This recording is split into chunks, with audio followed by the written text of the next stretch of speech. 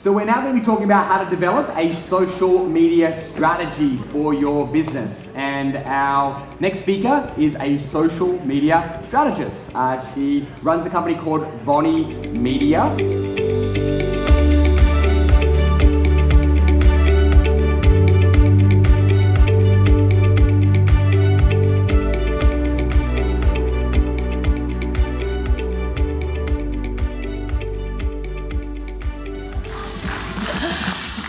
What an entrance. That was amazing. Oh, I'll remember that for the rest of my life. That was amazing. Thank you, guys.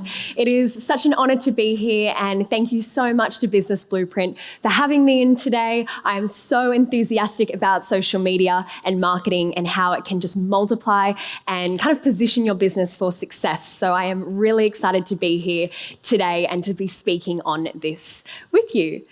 Okay, so I'm going to start off with something a little bit fun. I want to see from you guys, and hands up, what is your most used social media platform? All right, hands up if it's Facebook. Okay, yeah, that's awesome. I would say probably 60% of you there. Hands up if it's Instagram. Wow, yep, heaps of you there. Hands up if it's LinkedIn. Yep, quite a lot of you there.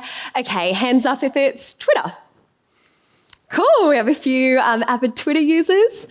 Hands up if it's TikTok. Woo, down the back, and you down the middle there. Awesome to see some of you adopting the new TikTok platform. Okay, so as you can see there were a lot of hands up.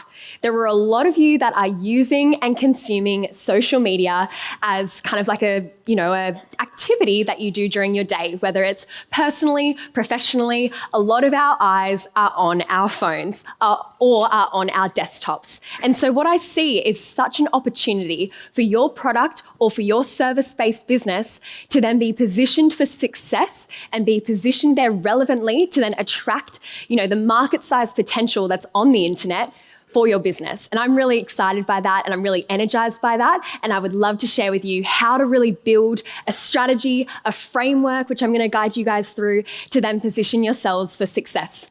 How does that sound? Awesome, love it. Such an awesome crowd here today. Great, so a little bit, and my name's Vonnie, as you guys know, and I am a digital marketer, and so I run a digital marketing agency called VonniMedia, and essentially I took it full time around a year and a half ago, and it was just me as a freelancer, and then now I have 7 staff in Sydney. So within a year and a half, we've been able to grow this agency, and we're just so enthusiastic about marketing and helping our customers really be positioned well and get the objective that they desire. And as you can see on the screen here, marketing is about being obsessed with your customers. It's kind of like a wine and dine with your customers, so to speak. It can be measured by the depth of relationship that you have with your customers. You're constantly trying to stay top of mind and sort of in their life so that you can then, achieve certain objectives, whether it's that you just want to increase engagement for your brand, or you're really, this is a great source for you to get leads for your business. Or potentially you're able to build really beautiful brand and a good reputation through social media. There's so many different amazing objectives that you can achieve through there. Okay, so before getting into the strategy and really breaking down the framework that can get you positioned for success, I wanted to give you a little bit of a backstory of how I was able to start a digital marketing agency and then also be able to scale it and sustain it and where I came from. So all the way back to 2010, I made a YouTube channel. All the way back then. So it was something where YouTube was it had been around for a couple of years, but it was definitely quite new to Australia in terms of having creators on the platform. And it was safe to say it was a pretty fun hobby, but back then is when my real love for marketing began. I was creating content. Quality of the content's debatable nowadays. I was definitely just using photo booth on my Mac computer to film it. And it was something where I was was just having so much fun getting to know different people from all across the world and be able to share my life. So my videos would be vlogging, which I didn't really know at the time how common that would be nowadays. It would be beauty and makeup videos. And I can assure you, I had the same makeup routine in every single video because I would have been quite young at the time and did not have the skills. But I had the enthusiasm. So that's what counts, right? It's the marketing. And then from there, it really grew to 20,000 subscribers in 2 years during that time. So it was an awesome way to get in front of people. And I don't think I realized at the time what I was really onto. When I guess you think about if you ask someone who's in primary school or just entering high school today, what do you want to be when you grow up? And a lot of them will say, a YouTuber, yeah, or a content creator or a TikTok star is now becoming the new one there. So all the way back then, it was something that I was starting to get into and really caught my attention was marketing, content. It was analytics. I was in there going, wow, that one did well, do more of that.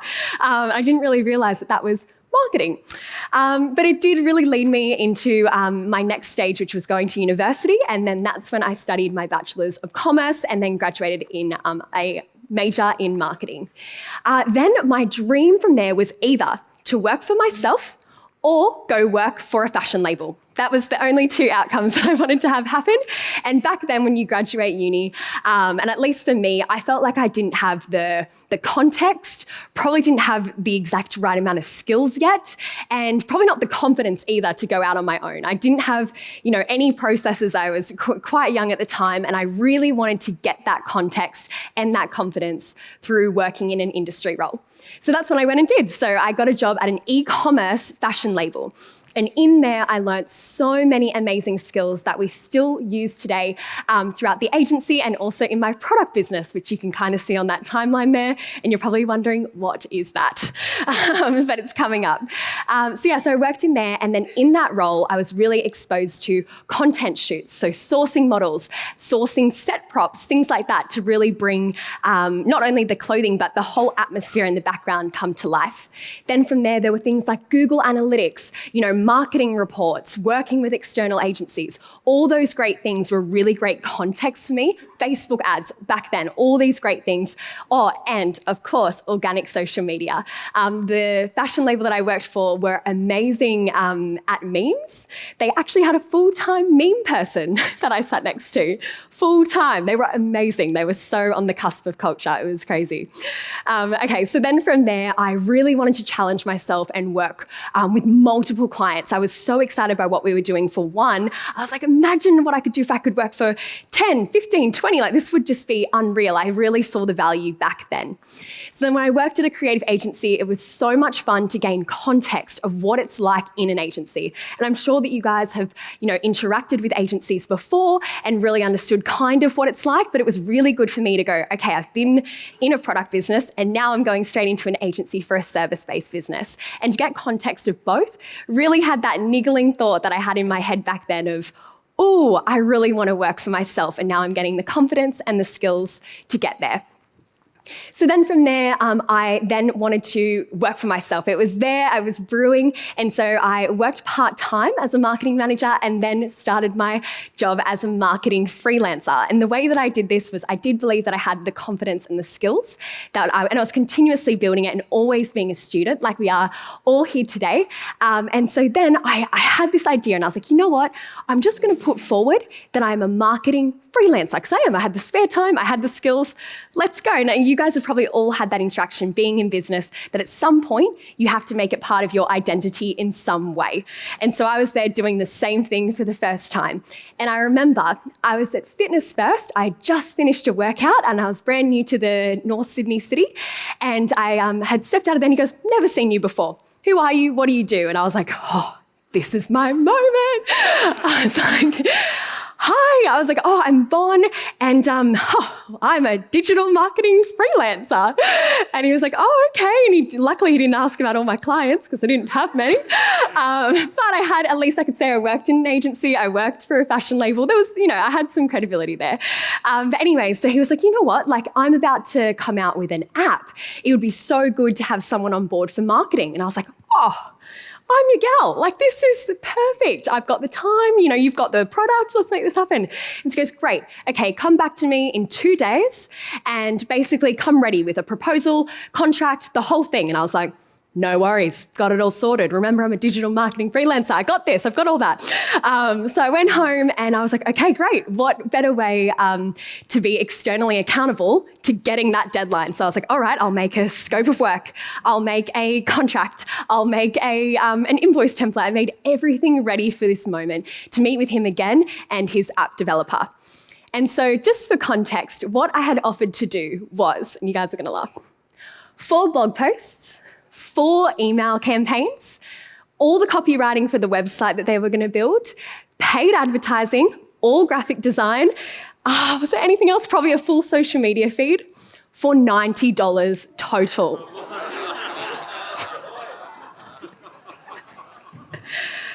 And I was freaking out. I thought it was way too much. So I go in there, I'm so excited to be out, and literally for me, this was everything. I was like, I get to put money behind my services and I know I'm going to do such a great job. Like, I hope they say yes. And so the guy that was really energetic about me was like, here's our gal, here she is. And the app developer went, we're not ready for launch. Absolutely not. This is not a good idea. We're not going forward. Thank you, goodbye. And I was like, whew. All right, this digital marketing freelancer thing is harder than I thought. I was like, maybe I charge too much. I don't know. But you can either, in those moments, let it get to you and let that rejection get to you, or you can be really fueled and really excited to refine your processes. Make sure that you do have the skills. Make sure you do have, the sales techniques and skills to really be able to provide that service well. So I learned so much from that experience. And then from there, not even 6 months later, I was able to take VonniMedia full time. It's not a very creative name. I was just a freelancer. So I was like, it's my name and media, great. But now we have a team of 7, all within the last year and a half. So it's really exciting to be able to do all that. And she put her prices up, I'm sure. Yeah, we'll talk about that. No. No, we have. And then it's so funny. So just before I launched VonniMedia as well, I was approached by a fellow friend to join into a massage gun business, which is quite left field. It's a bit interesting. You guys have probably seen them around on like maybe advertising or, maybe influencers. And so he basically went, you know what, you've been working away as a freelancer, helping so many people with their products and also services, but coming from that e-commerce fashion background, I really knew how to scale businesses with products as well. And he goes, let's do it together. And so whilst being the managing director of VonniMedia, I also own and co-founded The Good Gun, which is a massage gun. I do actually have it on stage. I thought to show you guys. Here it is. It's a massage gun. So it's a product business. So for you guys here today who have a product business and then also for the service-based businesses, I've been a part and I run both. So I thought this would be quite funny to show you guys. So you just turn it on. Yeah, and then you just, Come find me afterwards if you would like a try. If you have any muscle tension on your shoulders, just come to me. You'll be better in no time. I'm so curious. Has anyone used a massage gun? Great. Anyone used the Good Gun? Okay, we have some, hey, down the back there. They're also my friends. It's all good. All right. Okay, so I wanted to also just go into a couple of highlights that have happened over the last year and a half to share with you. So number one is that one of my first clients that I ever was able to get at VonniMedia, she really started towards $2K a month in sales. It was very much a hobby, sort of like a side project. And within 1 year, we were able to scale her to $500K per month, which is really cool. It's such an aggressive increase. However, she has been amazing as well at supporting logistics to make that happen. You don't kind of stay just her. She did for a bit, and that was Yeah, hard. But she's been such an amazing kind of case study for us of how we're able to grow businesses. The next one is with the Good Gun as well. I actually thought I'd put forward just a little bit of financials on this one. So we had no database to get started. We just had an idea and we launched it. And then within the first 3 months of launching, we were able to hit over 6 figures, which is really exciting. And then finally, I thought to add this in. I didn't see too many hands for TikTok, but I wanted to start to unravel, I guess, the feelings that we have towards TikTok, which is like it can't really make you money, or perhaps it's something that's just for like this really, really young audience. But I wanted to let you know that we do have a client that we do TikTok content creation for, and they were able, so knowing what their financials were, we basically within that 1 month were able to have a viral video created by us that then did their whole month's orders in 1 day through that TikTok. Yeah, really cool. We were there like, yes, and we've been able to replicate that process for a couple of clients now. So definitely something to believe into and lean into if your product or service business matches that. Okay, and then finally, I just wanted to let you know what VonniMedia actually does within the agency as well. So we are a performance-driven based marketing agency. So everything is based off data, it's based off also qualitative analysis as well, but primarily our best or like most used service in the business is our paid media buying. So from Facebook ads, Google ads, Snapchat ads, TikToks, Pinterest, LinkedIn, the whole suite. Did I say Google ads? Google ads as well.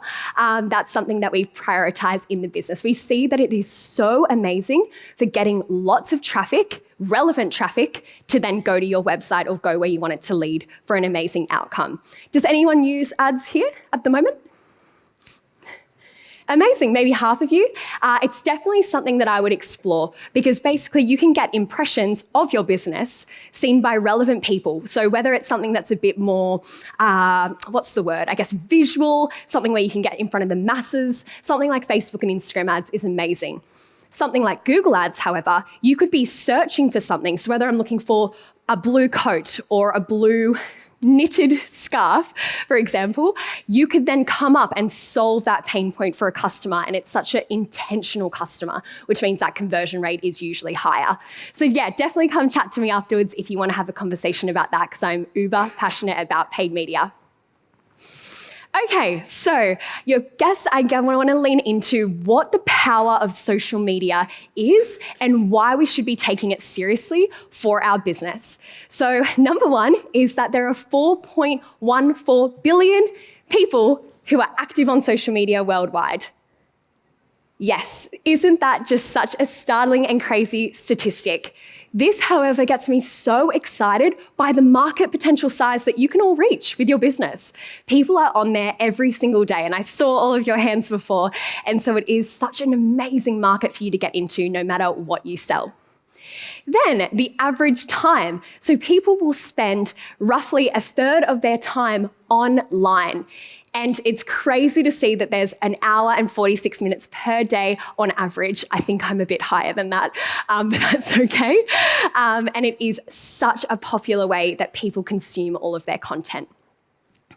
Then third is that 1/3 of users turn to social media to gather information about brands they were considering. Have you ever been to a website and then you'll go, just want to check out their social media first. Want to go check out their LinkedIn, their Facebook, their Instagram, and just really get a vibe. Does that happen to you guys? Yeah, and so it is something worth thinking about, that it's a portfolio piece, it's an engagement piece, it's a way to really connect and wine and dine with your customers, so to speak, about your brand. And then finally, 75% of Australians went to do their online shopping in 2020. And I think COVID has really accelerated that process for e-commerce and for online, so much so I think that we were tracking along very fast, and then COVID happened and it was like zoom, there was a huge demand for online. I'm seeing heaps of nods in the room going, yes, I have experienced that, which got me so excited running. And my business came out of COVID as well. I was there like, whoa, great time to start a business, Von, but it was actually, it depends on the way you look at it. And now it's a great opportunity for you to reach people that you've never been able to access before.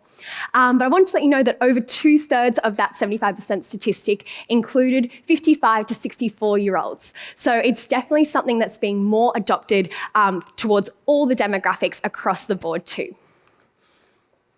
Okay, so leaning into our social media marketing strategy, it's really important that we sort of start at a reflection point and really think about what we're trying to achieve with it. Because it is something to go like, okay, like I'm sure I can make a couple of posts, but we've really got to think about what our goals and our objectives and our aspirations are for our business. And I'm sure that this is something that you do at like a business level, and now we're trying to break it down for a social media level and to take social media seriously as a business revenue stream and also as a business revenue building activity with the relationship of your customers that you have or will soon have. So these are some examples of things that we would use it for. So to connect and engage with your customers, we know that. We want to increase your brand awareness as well, and we want to boost your sales, leads, and conversions. We want to know that the time that we're putting into it is actually going to be worth the output. Okay, so this is what we're going to be going through today and really stripping it back in order to then have a solid framework and foundation to move forward. So number one, goals and objectives. What are you wanting to achieve with social media? What is at the core? And there's going to be so many things. You're like, Von, I want awareness, I want engagement, I want conversions, I want all the things. That's great, and it's good to have those goals already. Next, define your target audience. We want to make sure that you're attracting the right people to see your business. We don't want to be sending out the incorrect messages and getting kind of irrelevant leads, so to speak. And we've all been there where we're like, how come that's coming there? And then we go, the way that our copywriting was or the way that our creative was might not have been attracting the people that we actually wanted to get in front of. Then next, analysing your competitors. It is such a cool way nowadays with everything being online to really see what their strengths are, what their weaknesses are, a SWOT analysis, so their opportunities, their threats, and seeing where you can really stand out with your competitive advantage. And also just be aware of your market positioning as well. There's been areas where I'll think like, are we positioned here? And I'll really do a thorough analysis and go, you know what? Like, I think we think we're over here, but now actually having a look, we're actually positioned here, and it's good to have that kind of overall cohesive understanding.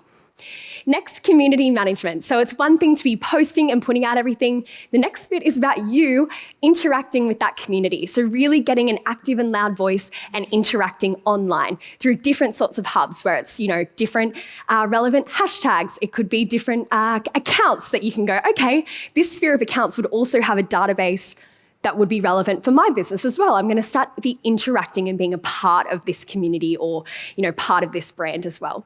And then finally, evaluate and adjust your strategy. It's something where, as you know, social media is changing, it's growing, things are changing all the time. And so it's just about pivoting, adjusting, and being really excited by the fact that it's such a robust platform that you can always be changing things.